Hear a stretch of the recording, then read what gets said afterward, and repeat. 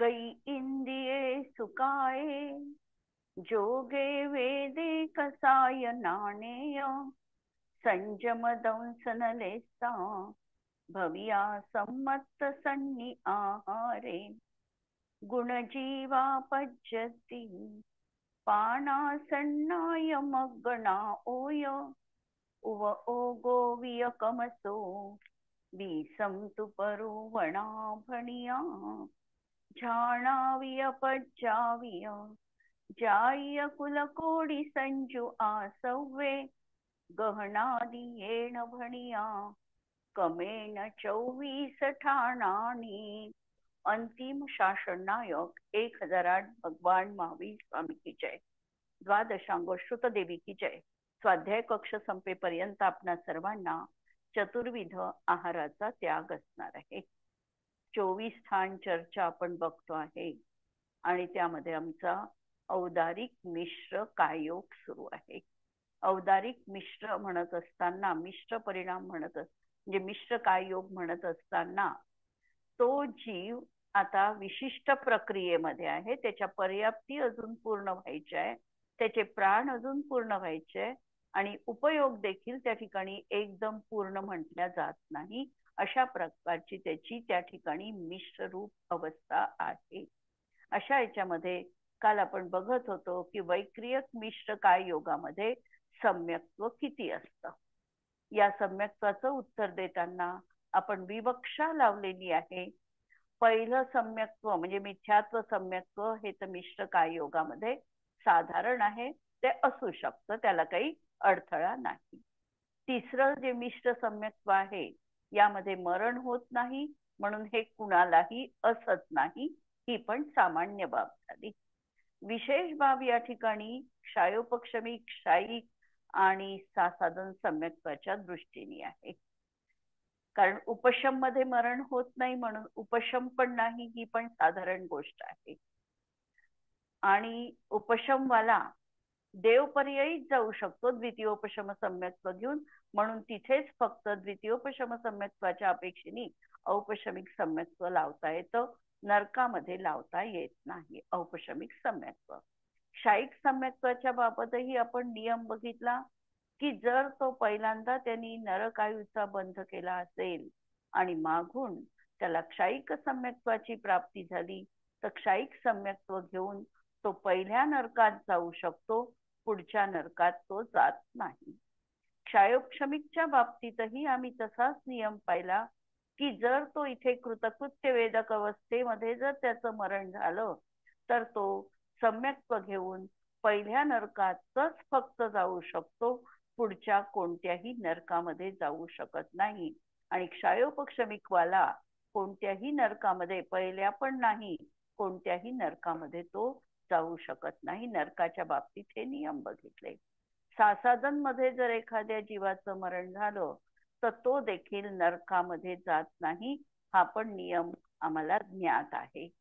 आता हे सगळं कथन जे लावलेलं आहे क्षायिक, क्षायोपक्षमिक आणि सासादन या 3 सम्यक्त्वाचं कथन प्रामुख्याने देवगतीच्या अपेक्षेने लावलेलं आहे.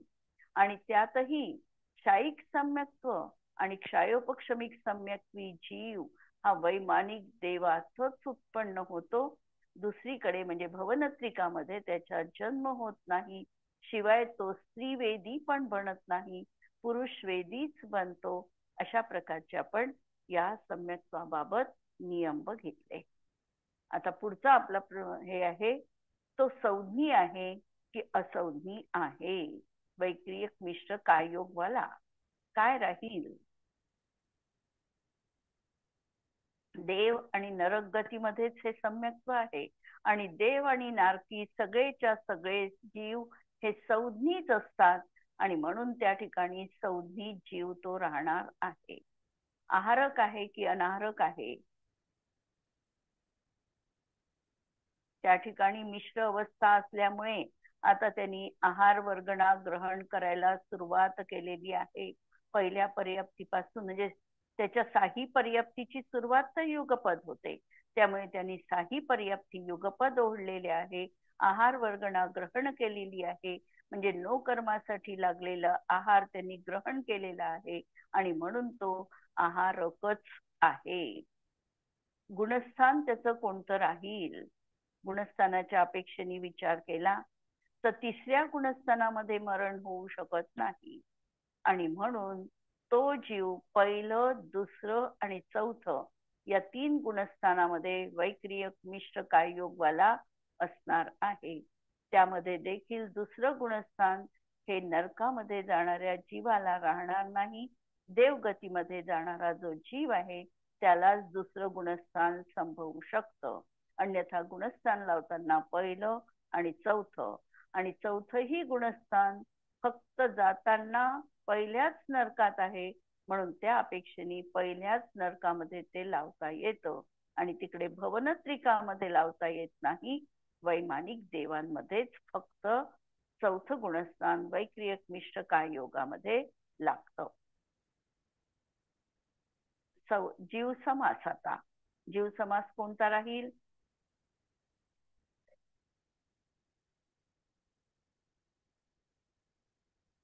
जीव समास कोणता राहील? संज्ञी पंचेंद्रिय पर्याप्तकच ते जीव राहतील. संज्ञी पंचेंद्रिय पर्याप्तक संबंधी एकच जीव समास त्यांचा राहील. पर्याप्ती, साही पर्याप्तींची त्यांची सुरुवात झालेली आहे, पण मिश्र काय योग घेतल्यामुळे आहार आणि शरीर ह्या दोनच पर्याप्ती त्या ठिकाणी लावायच्या आहेत. बाकी पर्याप्ती त्याच्या पूर्ण होत नाही. तिथे पूर्ण होत नाही, पूर्ण तर होणार आहे पण मिश्र अवस्थेत पूर्ण झालेल्या नाहीये. नंतर प्राण मिश्र अवस्थेमध्ये श्वासोश्वास, वचनबल आणि मनोबल हे 3 प्राण कमीच लावावे लागतात. त्यामुळे त्याला 7च प्राण असणार आहे. संज्ञा त्याला किती असणार आहे? तर संज्ञा या किती असतील? 4ही संज्ञा त्याला असणार आहे. आहार, भय, मैथून आणि परिग्रह.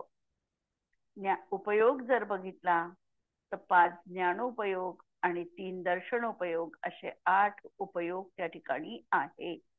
ध्यानाच्या बाबतीमध्ये 4 आर्त, 4 रौद्र आणि 2 धर्मध्यान.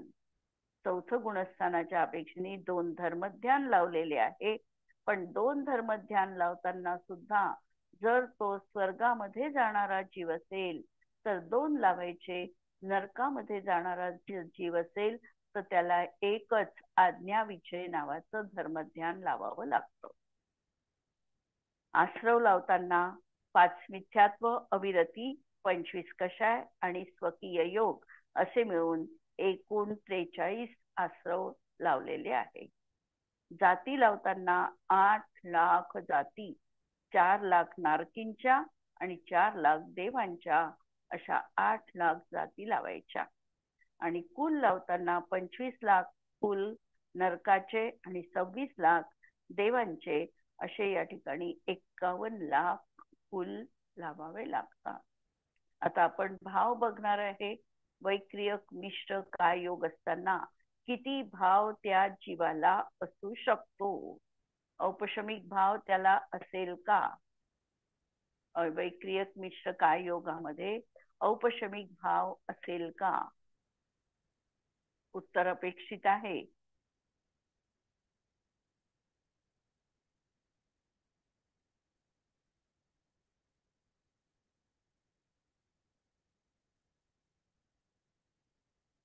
औपशमिक भाव त्याला एक उपशम सम्यक्त्व राहू शकतं देव पर्यायीच्या अपेक्षेने.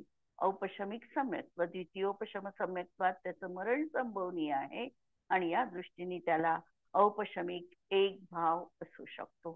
क्षायिक भावाचा विचार केला तर क्षायिक भाव देखील सम्यक्त्व क्षायिक भाव त्याला असू शकतो, म्हणून एक सम्यक्त्व त्याला असू शकतं. क्षायोपक्षमिकाच्या दृष्टीने जर विचार केला तर त्याला 14 क्षायोपक्षमिक भाव असतात.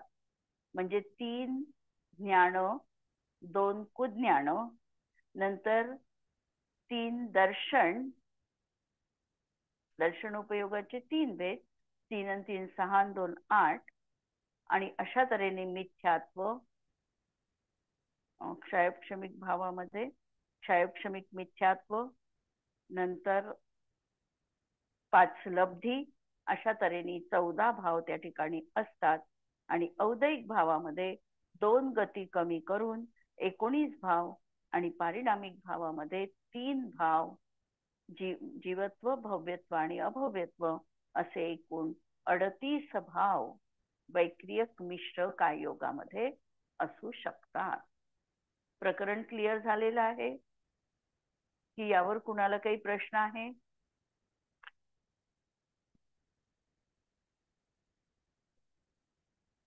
ठीक आहे, पुढचा प्रश्न आपण बघू. वैक्रियक मिश्र काय योग कशाला म्हणतात? जोपर्यंत वैक्रियक शरीर पूर्ण होत नाही तोपर्यंत त्याला वैक्रियक मिश्र अशी अवस्था त्याची असते आणि त्याच्याद्वारा जो योग, जो परिस्पंदन त्या ठिकाणी होत आहे त्याला वैक्रियक मिश्र कायोग म्हटल्या जातो. मिश्र कायोग, वैक्रियक मिश्र कायोग में कम से कम कितनी कषाये होती है? वैक्रियक मिश्र कायोगामध्ये कमीत कमी त्याला 20 कषाय असू शकतात.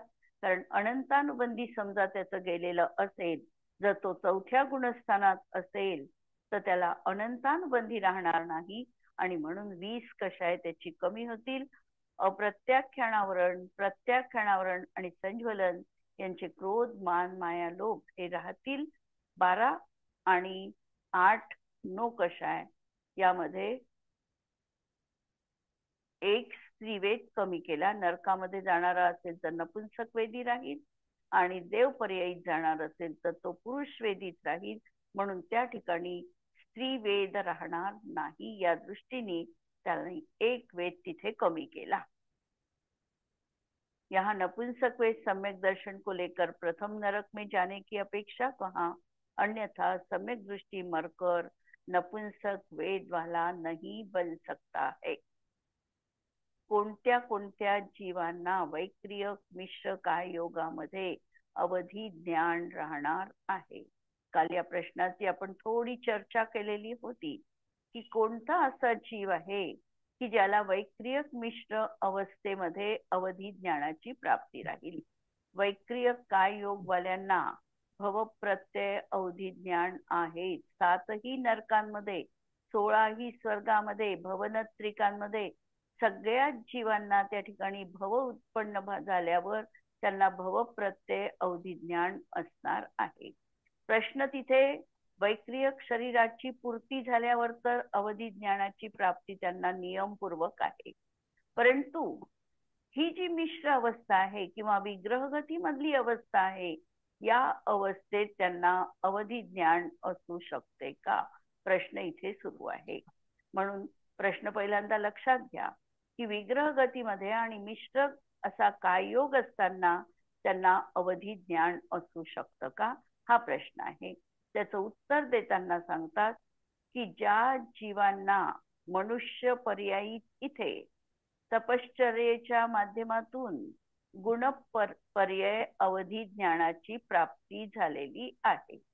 गुणप्रत्यय अवधी ज्ञानाची प्राप्ती त्यांनी केल्यामुळे जर त्यांचं ते अवधी ज्ञान अनुगामी असेल तर, म्हणजे पुढच्या भवात जाणार असेल तर, तो त्या ठिकाणाहून नरक गतीमध्ये जातो. त्यावेळेला त्याला अवधी ज्ञानाची प्राप्ती राहते. किंवा जर तो देव पर्यायी मध्ये जर जन्म घेईल तरी देखील त्याला वैक्रियक मिश्र काय योगामध्ये अवधी ज्ञानाची प्राप्ती संभवू शकते. पण त्याचं ते अवधी ज्ञान अनुगामी अवधी ज्ञान असावं. अवधी ज्ञानाचे 6 भेद आगमामध्ये आम्हाला पाहायला मिळतात. एक वर्धमान, दुसरं हीयमान. वर्धमान अवधी ज्ञान याचा अर्थ त्या मुनिराजांची भावांची विशुद्धता वाढत जाते आणि हे वाढल्यामुळे त्यांचं देशावधी अवधी ज्ञान जे आहे ते परमावधी आणि सर्वावधी पर्यंत पोहोचू शकतं. म्हणजे वर्धमान अवधी ज्ञान त्याला म्हणायचं. अंतरंगामध्ये विशुद्धी वाढली आणि विशुद्धी वाढल्यामुळे अवधी ज्ञानाचं जे क्षेत्र होतं हे देखील वाढलं, वर्धमान झालं. पहिल्यांदा उत्पन्न होताना कमी उत्पन्न झालेलं होतं आणि पुढे ते आणखी वाढत गेलं, म्हणून त्यावर अवधी ज्ञानाला वर्धमान अवधी ज्ञान म्हणायचं. दुसरं हियमान अवधी ज्ञान.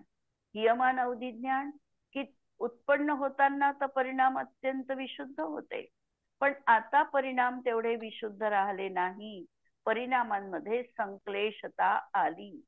परिणामांमध्ये संक्लेशता आल्याबरोबर अवधी ज्ञानाचं जे क्षेत्र होतं हेही कमी झालं, त्यांचे विषय कमी झाले आणि असं ते अवधी ज्ञान हियमान झालं, म्हणजे कमी प्रमाणामध्ये कमी कमी व्हायला लागलं, म्हणून त्याला हियमान म्हटलेलं आहे. दुसरं अवधी ज्ञान आहे अवस्थित आणि अनवस्थित. अनवस्थित याचा अर्थ कधी वाढणारं तर कधी घटणारं अशा रीतीचं त्यांचं अवधी ज्ञान असू शकतं, ते अनवस्थित झालं. आणि अवस्थित म्हणजे जसं जे प्रगट झालं तसंच कॉन्स्टंट जे राहणार आहे ते झालं अवस्थित. नंतरचा प्रकार आहे अनुगामी आणि अनुगामी. समजा एखाद्या क्षेत्रांवर मुनिराजांना अवधी ज्ञानाची प्राप्ती झाली, ते क्षेत्र त्यांनी सोडलं आणि दुसऱ्या क्षेत्रात गेलं, तर त्या क्षेत्रात देखील त्यांचं अवधी ज्ञान जर गेलं तर ते अनुगामी म्हटलं जातं. आणि दुसऱ्या भवात जर गेलं ते भवानुगामी म्हटलं जातं. भवानुगामी दुसऱ्या भवात जाणार. आणि जर ते ज्ञान त्या ठिकाणी उत्पन्न झालं, पण त्या ठिकाणीच कार्य आहे त्यांचं, पण त्यांनी क्षेत्र बदलल्यानंतर ते अवधी ज्ञान तिथे त्यांना असत नाही, त्या अवधी ज्ञानाला अनुगामी म्हणायचं.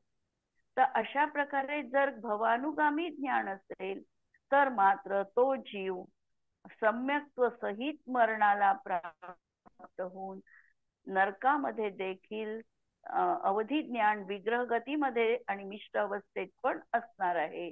आणि देव पर्यायी जर उत्पन्न झाला तर विग्रह गतीमध्ये आणि मिश्र अवस्थेत देखील ते अवधी ज्ञान असेल. आणि पूर्ण पर्याप्तिक झाल्यानंतर मग अवधी ज्ञान त्यांना नियमपूर्वक असणारच आहे. तर अशा रीतीने या प्रश्नाला आपल्याला बघायचं आहे. उत्तर आपण वाचू याच्यामधलं. जो जीव मनुष्य पर्याय में गुण पर्याय अवधी ज्ञान प्राप्त करते है. अवधी ज्ञानाचे दोन भेद आहे. एक गुण प्रत्यय अवधी ज्ञान आणि दुसरं भव प्रत्यय अवधी ज्ञान. भवाची प्राप्ती झाल्यानंतर जे होतं ते भव प्रत्यय म्हटलं जातं. तीर्थंकरांना जे जन्मजात अवधी ज्ञान असतं हे देखील भव प्रत्यय म्हटलं जातं. मनुष्य, देव, नारकी आणि तीर्थंकर यांचं अवधी ज्ञान भव प्रत्यय म्हटलं जातं. आणि बाकीच्यांना तपश्चर्येच्या माध्यमातून जे अवधी ज्ञान प्राप्त होतं त्याला गुण प्रत्यय अवधी ज्ञान म्हटलं जातं. आता जरी दोन अशा प्रकारे अवधी ज्ञानामध्ये भेद केल्या गेले तरी देखील दोन्ही अवधी ज्ञानाचं अंतरंग निमित्त कारण समान आहे. कोणतं आहे अंतरंग निमित्त कारण? अवधी ज्ञान प्राप्त होण्याचं अंतरंग निमित्त कारण कोणतं असणार आहे? आज उत्तर देणारे नाही का कुणी?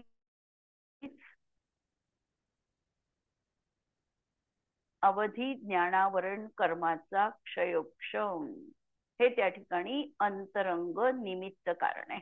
लक्षात घ्या, आज आम्हाला मतिज्ञान आणि श्रुतज्ञान आहे. हे मतिज्ञान आणि श्रुतज्ञान देखील आम्हाला मतिज्ञानावरण कर्माच्या क्षयोक्षमाचं निमित्त असताना प्राप्त आहे. श्रुतज्ञानावरण कर्माचा क्षयोक्षम आहे. आणि आज आम्हाला यत्किंचित देखील अवधी ज्ञानाची प्राप्ती नाही, याचा अर्थ आम्हाला आज अवधी ज्ञानावरण कर्माच्या सर्वघाती स्पर्धकांचा उदय आहे. मुनी अवस्थेतच मनपर्यय ज्ञान होऊ शकतं. तोपर्यंतच्या जीवांना, ज्यांना मनपर्यय ज्ञान नाही, त्यांना मनपर्यय ज्ञानावरण कर्माच्या सर्वघाती स्पर्धकांचा उदय आहे. परंतु जर मुनींना मनपर्यय ज्ञानाची प्राप्ती आहे तर त्या ठिकाणी त्यांना मतिज्ञानावरण कर्माच्या सर्वघातीचा त्या ठिकाणी उदयाभावी क्षय आहे, सद्वस्थारूप उपशम आहे आणि देशघाती स्पर्धकांचा उदय आहे. तेव्हा त्यांना मनपर्यय ज्ञानाची प्राप्ती आहे. अशा प्रकारची कर्माची स्थिती जिथे आहे त्या स्थितीला कर्माचा क्षयोपशम म्हणायचं. आणि असा क्षयोपशम असताना त्या ज्ञानाची त्यांना प्राप्ती होते. उदयामध्ये ज्ञानाला आवरण टाकल्या जातं तर क्षयोपशमानी ज्ञान गुण आम्हाला प्राप्त आहे. लक्षात घ्या, एखादा समजा 3 इंद्रियवाला जीव आहे. 3 इंद्रियवाल्या जीवाला घ्राणेंद्रियानी होणार मतिज्ञान आणि श्रुतज्ञान तर आहे, पण चक्षु कर्ण मनानी होणार मतिज्ञान यत्किंचित देखील नाही. त्यांना देखील त्या इंद्रियावर आवरण टाकणाऱ्या सर्वघाती स्पर्धकांचा उदय असतो.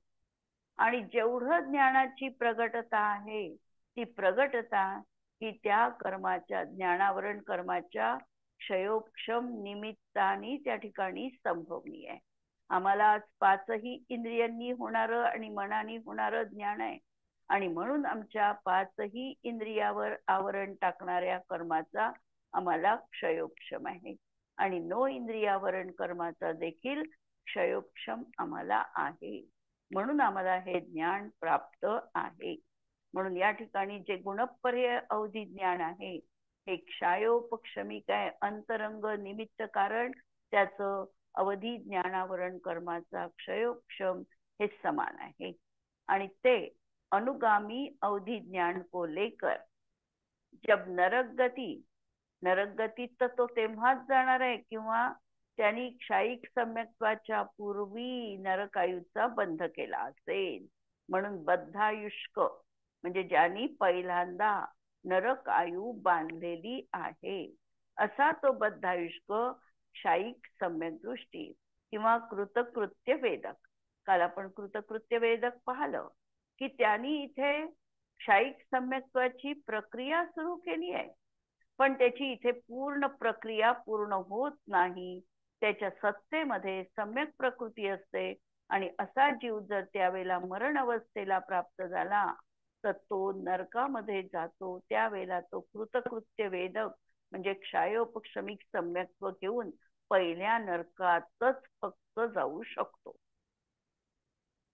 अशा तऱ्हेने कृतकृत्य वेदक की अपेक्षा में जाते हैं और मनुष्य तिर्यंच अनुगामी अवधि ज्ञान को लेकर देवगती में जाते हैं. आणि देवगतीमध्ये जरी जायचं असेल तरी त्यांना त्या अवस्थेत अनुगामी म्हणजे भवानुगामी अवधी ज्ञान त्यांचं असलं तर ते त्या ठिकाणी देवगतीमध्ये देखील अवधी ज्ञान घेऊन जाऊ शकतात. अतः तब उनके वैक्रियक मिश्र काय योग में अवधि ज्ञान का अस्तित्व बन पाता है.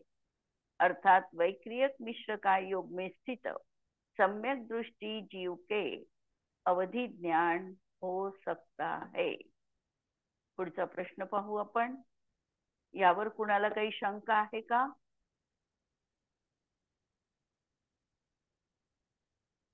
वैक्रियक मिश्र काय योगी अभव्य जीवों के कितनी लेशाएं होती है. वैक्रियक मिश्र का योग अभव्य जीवों के 6 लेशाएं होती है.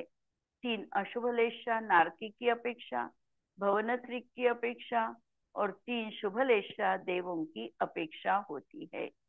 त्यांना शुक्ल लेशा पण असते कारण अभव्य जीव का उत्पाद म्हणजे जन्म 9 ग्रैवे तक माना गया है. त्यामुळे त्यांना शुभ लेशा देखील शुक्ल लेशा देखील संभवू शकते. म्हणजे 6 लेशा त्या ठिकाणी असू शकतात नाना जीवांच्या अपेक्षेने. प्रश्न पुढचा. वैक्रियक मिश्र काय योगी क्षायिक सम्यक दृष्टि के कितने वेद होते हैं. वैक्रियक मिश्र काय योगी क्षायिक सम्यक दृष्टि के दो ही वेद बनते हैं, एक तर पुरुष वेद स्वर्गामध्ये जाण्याच्या अपेक्षेनी आणि नरकामध्ये जाण्याच्या अपेक्षेनी नपुंसक वेद म्हणजे स्त्री वेद त्या ठिकाणी असणार नाही. असं कोणतं सम्यक्त्व है जो वैक्रियक मिश्र काय योग में तो होता है, लेकिन औदारिक मिश्र काय योग में नहीं होता. असं कोणतं सम्यक्त्व आम्ही 6 पैकी पाहू शकतो की जे वैक्रियक मिश्र काय योग वाल्यांना संभवनीय आहे, परंतु औदारिक मिश्र अवस्थेत मात्र ते सम्यक्त्व कधीही कुणालाही असणार नाही. असं सम्यक्त्व आहे द्वितीयोपशम सम्यक्त्व. द्वितीयोपशम सम्यक्त्वात ज्याचं मरण होतं तो नियमाने देव आयुमध्ये जन्म घेतो आणि म्हणून त्याला कार्माण काय योग असताना आणि मिश्र काय योग असताना त्यांना सम्यक्त्व औपशमिक सम्यक्त्व तिथे संभवत, तिथे त्यांना सम्यक्त्व आहे. परंतु असा कोणताही जीव नाही की जो द्वितीयोपशम सम्यक्त्वात मरेल आणि देव पर्याय सोडून बाकीच्या 3 भव धारण करेल. न तो तिर्यंच होऊ शकत, न मनुष्य होऊ शकत, न नरकगामी होऊ शकत. त्यामुळे इथे कुठेही हे सम्यक्त्व संभवनीय नाही. उपशम सम्यक्त्वात म्हणजे द्वितीयोपशम सम्यक्त्वात मरण होईल तो जीव नियमपूर्वक देव पर्यायच धारण करणार आहे, म्हणून तिथेच फक्त हा राहणार आहे. उत्तर वाचू पुस्तकातलं. द्वितीयोपशम सम्यक्त्व श्रेणी में अथवा द्वितीयोपशम सम्यक्त्व के साथ मरण की अपेक्षा वैक्रियक मिश्र काय योग में हो सकता है. काल आम्ही बघितलं द्वितीयोपशम सम्यक्ती हा उपशम श्रेणी आरोहण करू शकतो. उपशम श्रेणी आरोहण करत असताना त्याची जी गुणस्थानं चढतानाची असणार आहे ती 7, 8, 9, 10 आणि 11 अशा गुणस्थानांमध्ये तो जाणार आहे. यदा कदाचित चढताना सुद्धा 8व्या गुणस्थानाला सोडून 9, 10 किंवा 11 या गुणस्थानात त्याच्या आयुचा क्षय झाला किंवा उतरताना सुद्धा या गुणस्थानात त्याची आयु संपली तर तो जीव तिथे मरणाला प्राप्त होतो. त्याचं विग्रह गतीमध्ये 4थं गुणस्थान बनतं, परंतु सम्यक्त्व मात्र द्वितीयोपशम कायम राहतं. आणि असा हा जो जीव आहे हा देव आयुमध्ये जन्म घेतो. म्हणून द्वितीयोपशम सम्यक्त्व श्रेणीमध्ये अथवा द्वितीयोपशम सम्यक्त्व के साथ किंवा आता तो खाली उतरला, खाली उतरल्यानंतर सम्यक्त्व तर त्याचं कायम आहे, परंतु त्याचं मरण झालं 6व्यामध्ये, 5व्यामध्ये, 4थ्यामध्ये त्याचं जर मरण झालं तर असा जीव वैक्रियक मिश्र काय योग त्यांना असू शकतो. तो देवगतीत जन्म घेतो आणि तिथे हा योग संभवनीय आहे. लेकिन औदारिक मिश्र काय योग में नहीं हो सकता है, क्योंकि कोई भी देव नारकी द्वितीयोपशम सम्यक्त्व प्राप्त नहीं कर सकता.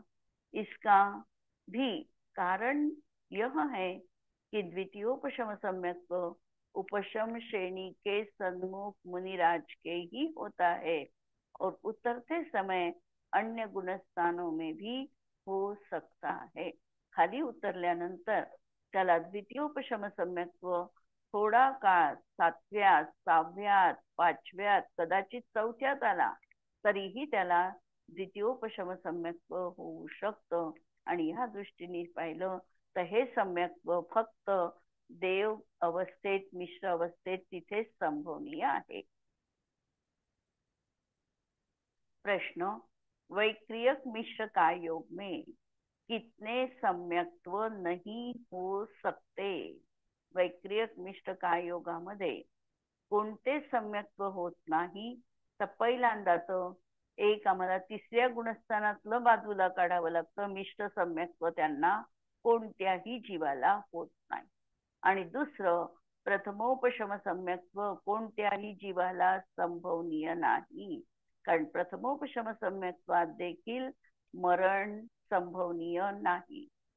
नंतर सासाधन सम्यक्त्व आणि द्वितीयोपशम सम्यक्त्व हे देवांच्या अपेक्षेने वैक्रियक मिश्र काययोगामध्ये कथन केलेलं आहे. आणि बाकीचं जे सम्यक्त्व आहे, क्षायिक सम्यक्त्व किंवा क्षयोपक्षमिक सम्यक्त्व, हे वैमानिक देवाच्या अपेक्षेने आणि पहिल्या नरकामध्ये क्षायिक बनू शकतं आणि कृतकृत्य वेदक क्षयोपक्षमिक असू शकतं.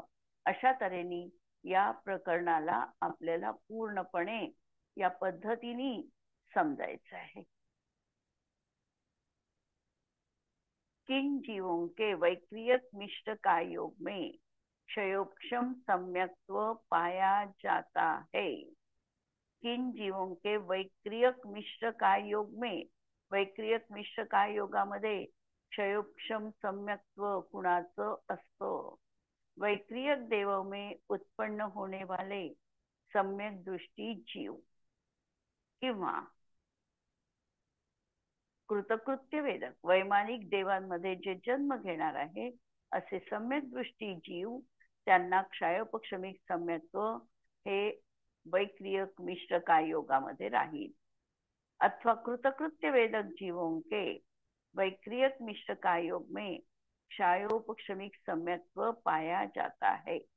और बद्धायुष्क म्हणजेच जिसने नरकायु का पहले बंध किया, कृतकृत्य वेदक सम्यक दृष्टि जब प्रथम नरक में जाता है उसके भी वेदक यानी क्षयोपक्षमिक सम्यक्त्व पाया जाता है.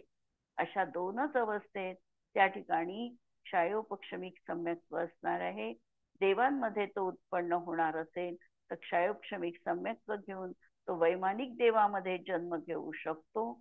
आणि इकडे नरकामध्ये जाणार असेल तर कृतकृत्य वेदक बनूनच त्याला पहिल्या नरकामध्ये सूट आहे, बाकीच्या नरकांमध्ये तो जाणार नाही.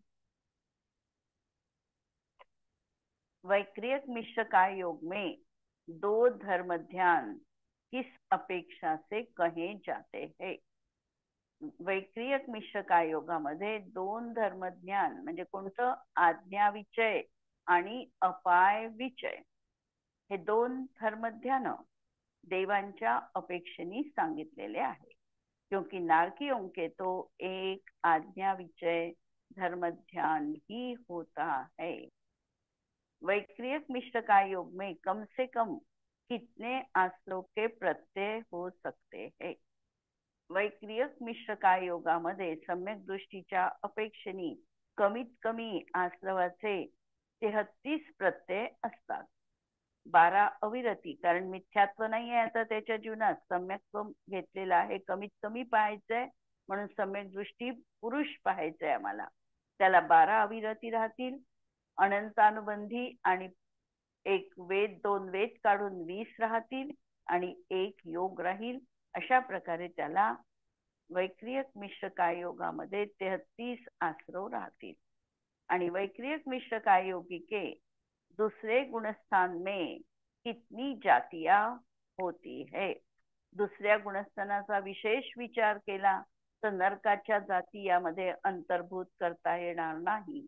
आता या ठिकाणी फक्त दुसऱ्या गुणस्थानामध्ये देवांच्या जाती लावाव्या लागतील. म्हणून दूसरे गुणस्थान वाले वैक्रियक काय योगी 4 लाख जातियां होती है. क्योंकि सासाधन गुणस्थान को लेकर जीव नरक में नहीं जाता और वैक्रियक मिश्र काय योग में सासाधन गुणस्थान उत्पन्न नहीं होता, इसीलिए वहां नरक गति संबंधी जातियां नहीं पाई जाती. इसी प्रकार कुल 26 लाख करोड जानना चाहिए. जाती 4 लाख आणि कुल जर लावले तर 26 लाख करोड कुल त्या ठिकाणी नरक गती संबंधी देवगती संबंधीचे लावावे लागतात, नरकाचे लावता येत नाही. उद्याला आपण आहारक काय योग बघणार आहे. आहारक शरीर आणि आहारक अंगोपान किंवा आहारक द्विक. आहारक काय योग असताना काय परिस्थिती आहे, 24 ठाणा कशा लावायच्या यावर आपल्याला उद्या चर्चा करायची आहे. आज आपण इथे थांबतो आहे.